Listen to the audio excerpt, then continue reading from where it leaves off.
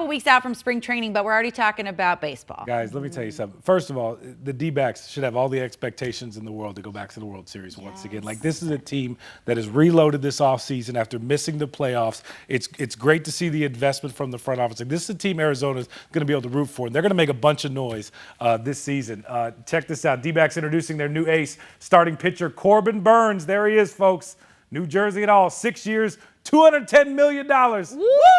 A lot of money. The 30-year-old was the best pitcher on the market this offseason. The deal came down to one thing, guys, family. Corbin called this his dream scenario, to be able to play baseball and to be a full-time dad to his 3 kids. His family has lived here in the Valley since 2018, so this is where he wanted to be.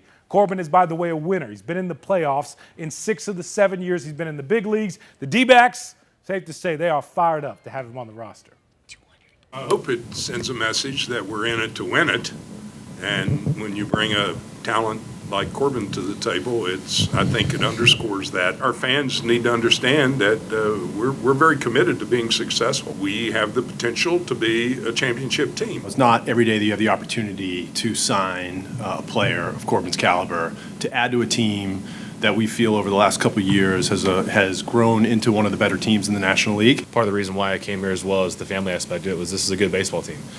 Torey's very excited about this team. I've had conversations with him of just the excitement around this team and around the last couple of years, and this is a team that's going to win a lot of baseball games for years to come. He said to me, and this kind of fired me up, he said, are you ready to win a ton of baseball games? And I said, I'm always ready for that. Let's go. Let's start the season tomorrow.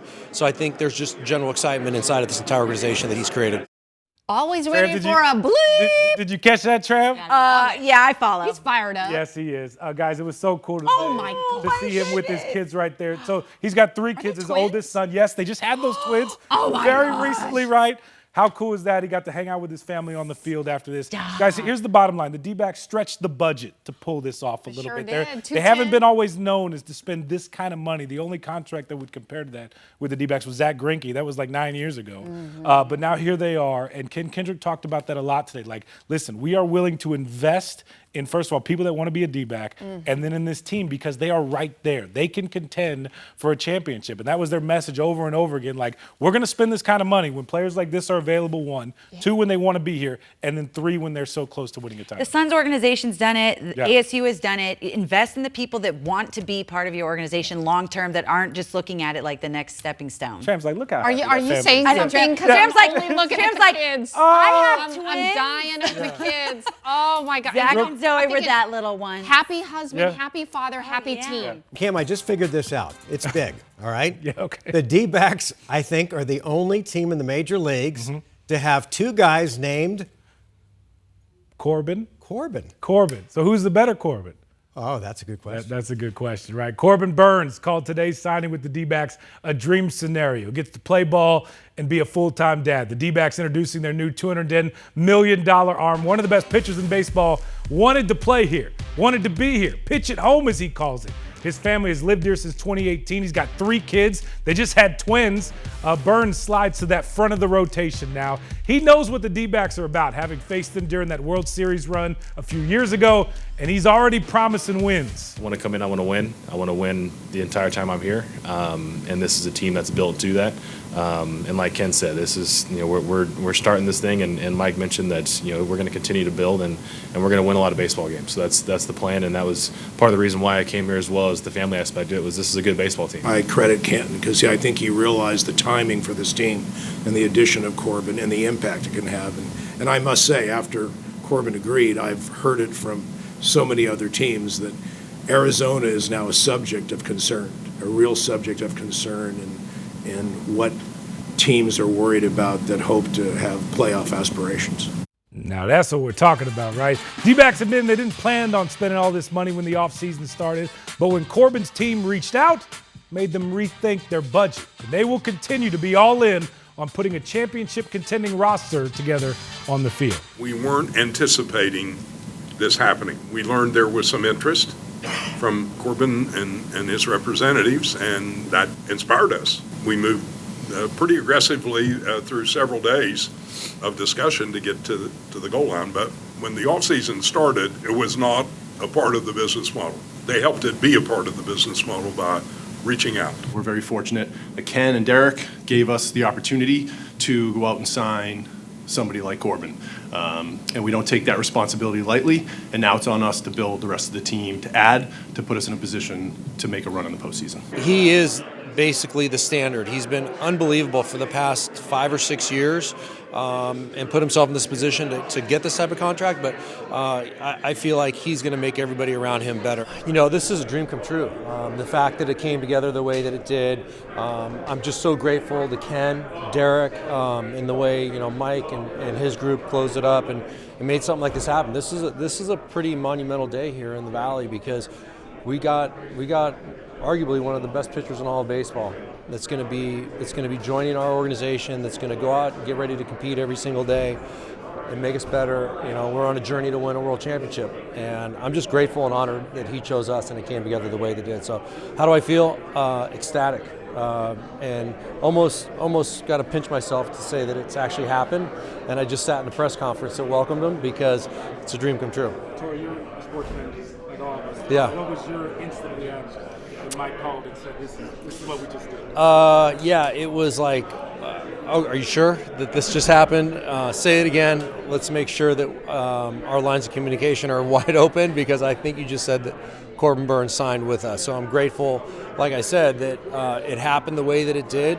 And, you know, the more that you get to know Corbin, the better he just gets. And we all sat through his press conference, and you can see the reason why he is who he is. Not only is he a terrific talent on the field, but there's a process and there's a thoroughness to who he is and what he means each and every day to himself and those around him. And I think there's a very high baseball IQ that loves to compete. You know, it's complicated. We know that. We have an abundance of starting pitching. That's what we do here, and that's what Mike believes in. He's going to make everybody around him a little bit better. My first conversation with him was the day after he signed, because I think it took place during the evening that the agreement took place. And he said to me, and this kind of fired me up, he said, you know, are you ready to win a ton of baseball games? And I said, I'm always ready for that. Let's go. Let's start the season tomorrow. So I think there's just general excitement inside of this entire organization that he's created. Speaking your language. Yeah, I don't have the greatest mouth, right? I know you guys have seen that portion of me, but when he said that to me, of course, I began to smile and I said, let's do this. It's a partnership. We're in this together, and we're going to make great things happen here. We're still getting to know each other. The pitching coaches, I know yesterday we're over Salt River, getting to know Corbin a little bit, and we have you know, a group of pitching coaches that are very, very eager to go out and help our pitchers get better. So, you know, Cap and Dewey were chosen because we feel very strongly about their commitment to making everybody better. And I know that that's going to take place with Corbin. I got to have conversations with a lot of people about who's going to open on opening day, who's our opening starter. Well, I'm thinking more about, there was a report from me about guys might be considering a 6-man rotation. Oh, man. So, but I'm thinking, like, could you maybe do a hybrid, like 2 guys on 4 or 5 days rest and everybody else on 5 or 6? We haven't got that far. I just want to enjoy today. We have some really, really good starting pitching. I know that. And we want to hit it right on the sweet spot as to how it's going to help us win a lot of baseball games.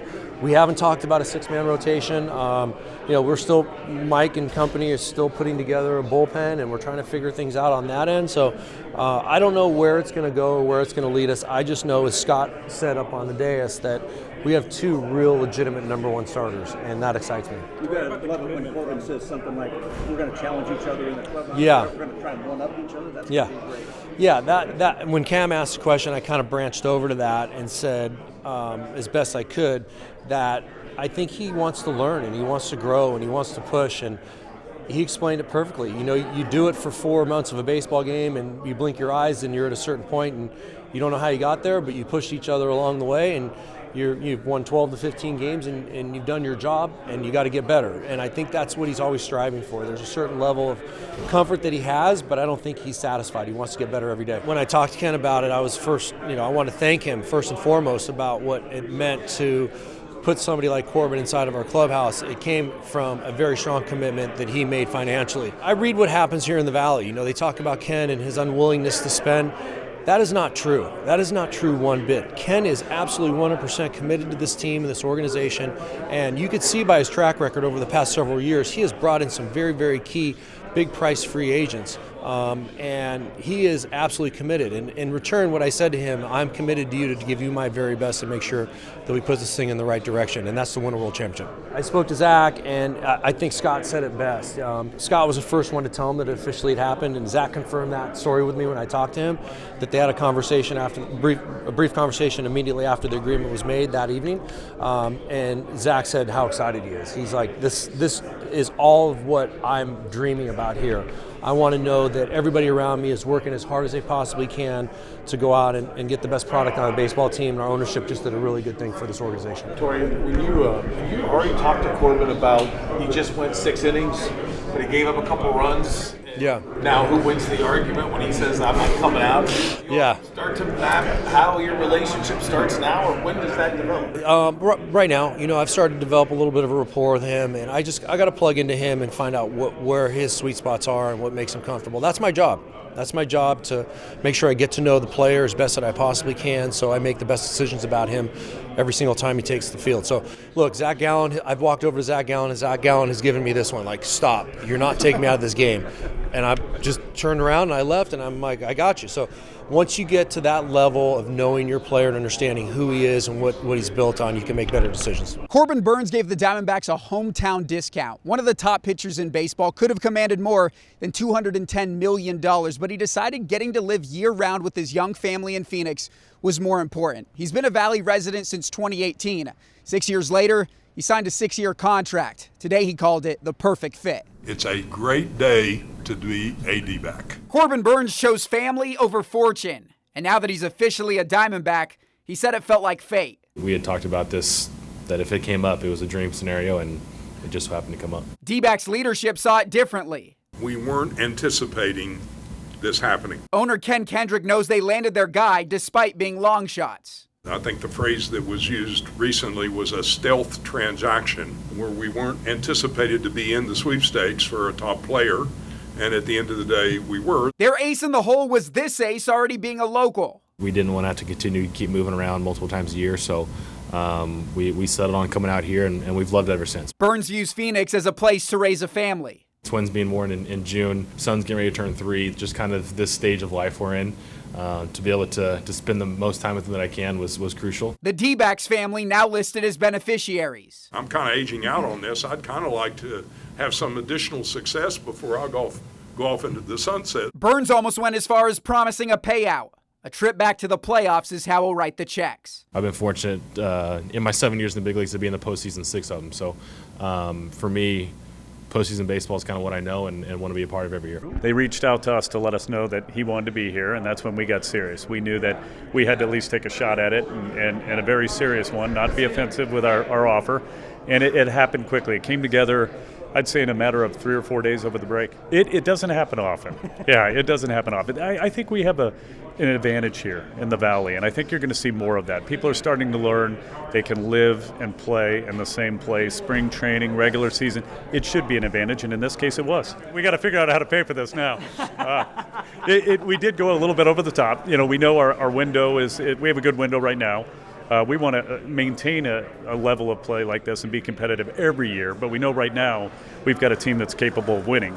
And we were disappointed in last year. I think we should have been in the postseason. This is a way for us to hopefully get back and have even more success there. But to have 2 aces on this staff, an already talented team, and we lost some pieces out of fairness last year. I think we replaced them with some creative trades, but to have a rotation that could be really, really good, dominant, and competitive is a plus. It makes you harken back to Kurt and Randy, right? It does, yeah.